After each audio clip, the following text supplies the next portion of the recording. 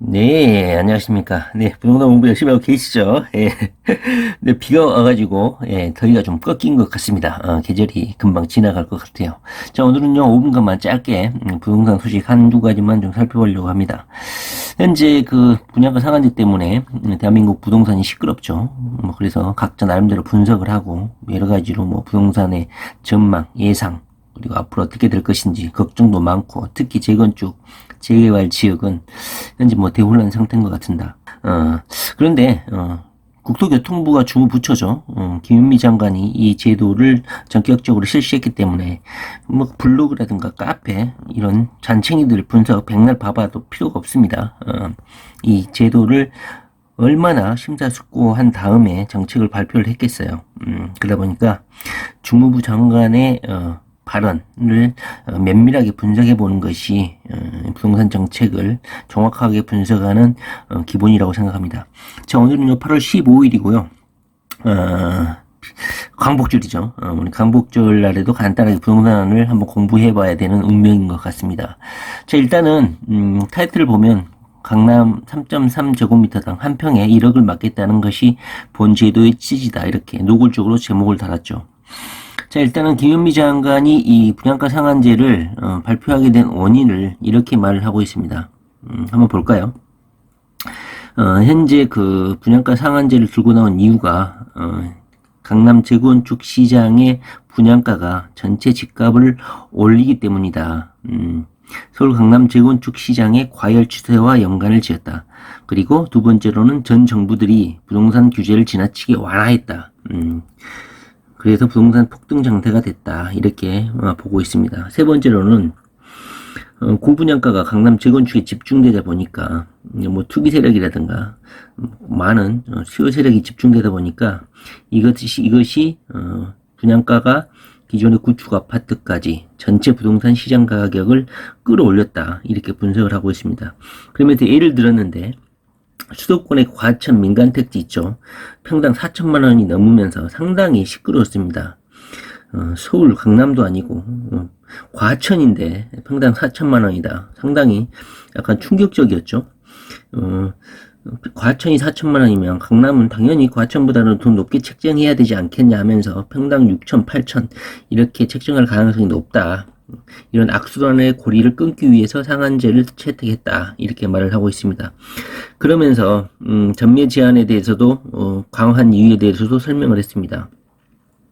첫째는 강남 그 재건축 아파트라든가 이런 것을 여러분들은 뭐 부정을 할지 어쩔지 모르겠지만 100% 투기 수요입니다. 강남 아파트의 재건축 시장을 뭐 인터뷰라든가 뉴스에서는 뭐 비세고 뭐 녹물 나오고 이런데 참고 지낸 서민들, 일반 서민들의 주거 안정을 해치냐, 이런 인터뷰를 하죠.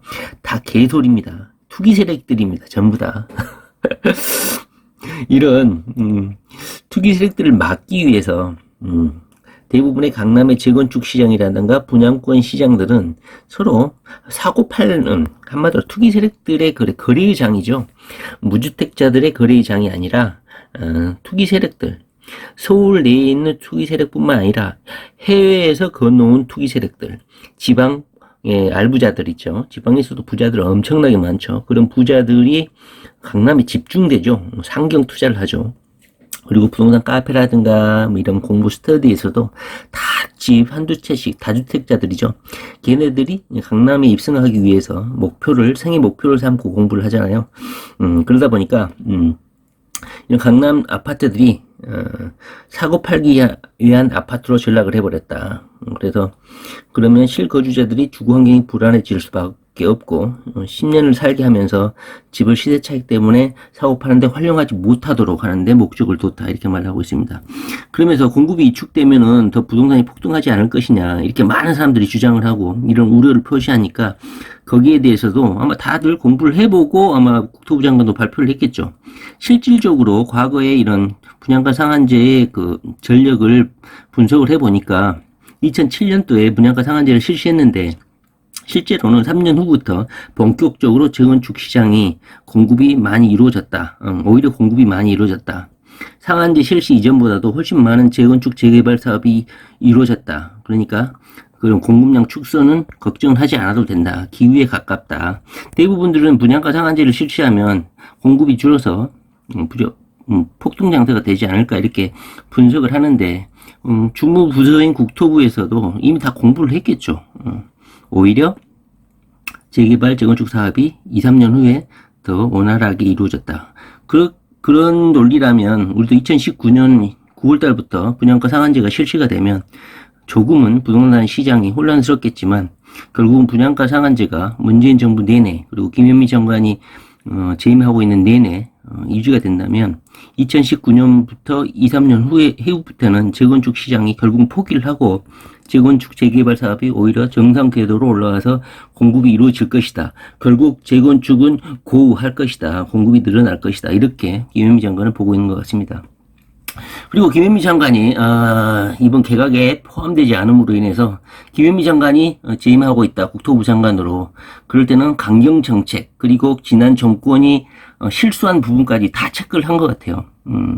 지난 정권들이 너무 부동산 정책을 풀어줬기 때문에 여기 보시면 집값 상승 원인을 지난 정부 정책으로 돌리기도 했는데 참여정부 때 많이 올라는 분양제도, 세제, 금융 등을 2007년대 분양가 상한제를 도입했는데 2013년도 2015년도 박근혜 정부 들어와서 다 풀어주다 보니까 폭등을 한 것 같다.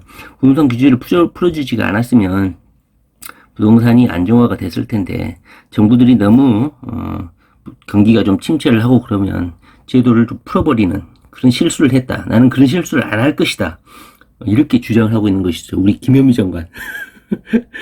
그래서 의지가 상당히 강한 철의 연인인 것 같습니다. 철의 여인. 예.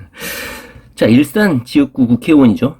일산은 이분이 아마 국회의원이 재선이 되지 않을까 싶어요. 물론 지역 주민들이 일산을 망쳐놨다. 3기 신도시 때문에 망쳐놨다. 이런 비토가 강하기 때문에 낙선이 될 수도 있는데 만약에 재선이 된다면은 2024년부터 일산이 다시 한번 부흥하는 그런 시기가 되지 않을까 싶습니다. 왜냐하면 GTX가 2024년 언저리에서 개통을 하고 테크노밸리, CJ 라이브시티 이런 대규모 사업들이 펼쳐지게 됩니다. 그리고 일산선도 지하철이 계획이 되어 있고 하니까요. 2024년까지는 답답한 시기가 될 것이라고 지역구 국회의원인 김현미 장관이 말을 했다는 거죠. 이 시기가 지나면 사업들이 본격화되고 교통 등에도 상당한 변화가 이루어지죠. 철도도 많이 뚫리고 하니까 이런 대규모 사업들이 들어서게 되면 인구도 늘고 새로운 신도시급으로 거듭날 수 있을 것이다. 이렇게 김현미 장관이 예측을 하고 있습니다.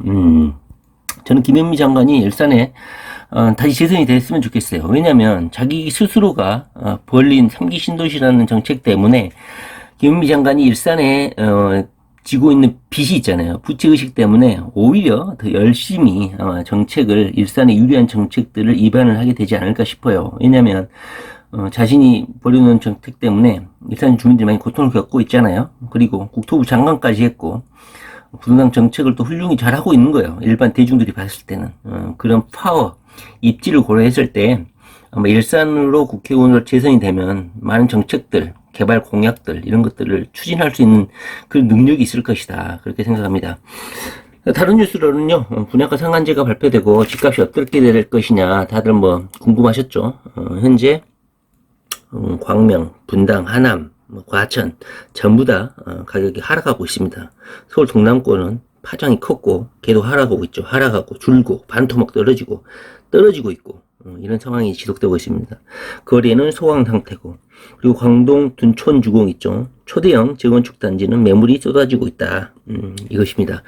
그리고 추가적으로 마지막으로 오른쪽에 있죠. 앞으로 대학 교육부 재정 지원을 끊는다. 그 원인으로 급격한 학령 인구가 감소되다 보니까 예전에는 학교들이 비자금 창구죠. 돈 탈세하는데 학교를 많이 세웠죠. 대학교도 세우고. 대학교는 절대 교육기관이 아닙니다. 우리 투기 연예인들 잘 아셔야 돼요. 학교라는 것은 탈세하는 창구죠. 말이 교육기관이지. 그래서 학령 인구가 감소하니까 기존에는 학교를 평가해가지고 학교를 평가해서 학령 그러니까 입학 조문을 줄였는데 이제는 그냥 시장 원리대로 하겠다 하면서 교육부 재정 지원을 끊고 자연스럽게 자신들이 스스로 입학 정원을 조절할 수 있게끔 유도하겠다는 겁니다. 그 뭐 자세한 내용보다는요, 핵심은 그겁니다. 인구가 줄고 있다. 급격한 학령 인구가 감소하고 있는데 거기에 수식어가 붙였죠. 급격하게 감소하고 있다. 우리가 부동산 투자를 할 때 항상 주의해야 될 것이 인구 감소입니다. 이것을 부정하고 부동산은 장밋빛 미래만 있다 이렇게 주장하시는 분들이 많죠. 특히 부동산으로 강의를 하거나 부동산 투자로 뭐 돈을 벌겠다 이러신 분들은 이런 부정적인 요소는 가급적 배제하고 긍정적인 요소로 생각을 하려고 하죠. 그러나 한 번쯤은 곰곰이 한번 생각할 필요가 있다. 그리고 요즘에 제가 죽음에 대한 이야기를 많이 하는데 어제도 큰 뉴스가 하나 있었죠. 한 30층에서 건설공사에서 추락을 해가지고 30층으로 처음에는 속보가 뜨더라고요. 엘리베이터 5명 타가지고 그래도 2명이 사망했다 뭐 이랬는데 1명이 추가로 사망한 것 같아요. 30층이 아니었고 15층으로 종종 보도가 있었는데 결국은 3명이 사망을 하고 나머지 2명만 살았는데 그 2명은 또 외국인이었어요. 근데 그 외국인들은 불법 체류자 신분이었는지 병원으로 이송되었다가 도주를 했다 이런 내용이었습니다. 자, 이런 거 보면은요, 각자의 현장에서 열심히 일을 하지만 결국은 누군가는 죽고 누군가는 또 살고 이런 운명인 것 같습니다. 한 번쯤 인생에 대해서 한번 고민을 좀 해보시고 부동산 투자를 열심히 하되 한번 근원적인 문제에 대해서 스스로 한번 질문을 해보는 그런 시간도 한번 가져봤으면 좋겠습니다. 야, 저는 김현미 장관 다주택자들로서는 상당히 너무 싫죠. 좀 어리버리하고 정책도 좀 왔다리 갔다리 하고 그리고 경기가 어려우면 부동산 정책도 풀고 세금도 안 거치는데 좀 완화하고 이래야 되는데 지난 40년 정부들은 다 그렇게 했어요. 경기가 안 좋다, 고용률이 떨어진다, 막 이러면 바로바로 부동산 제도를 완화를 했죠. 부동산 책들도 다 그럽니다. 정부 정책은 완화되기 마련이다. 그러니까 참고 견뎌라. 연병할. 그런데 김현미 장관 절대 그렇게 하지 않고 있죠. 자기 입으로 그렇게 말을 했어요. 지금까지는 지난 정부들은 경기가 안 좋으면 부양 정책으로 제도를 많이 변경을 했다. 그런데 나는 그렇게 하지 않을 것이다. 이렇게 말을 했다는 것이죠. 국민들이 김현미 장관의 마음을 알까요? 재성이 오히려 더 안 되겠죠. 주택자들이 오히려 싫어하죠. 이런 올바르고 제대로 정책을 추진하는 사람을 싫어하죠. 왜? 우리 모두는 다 탐욕자들이기 때문에. 네, 다음에 뵙겠습니다. 네, 감사합니다.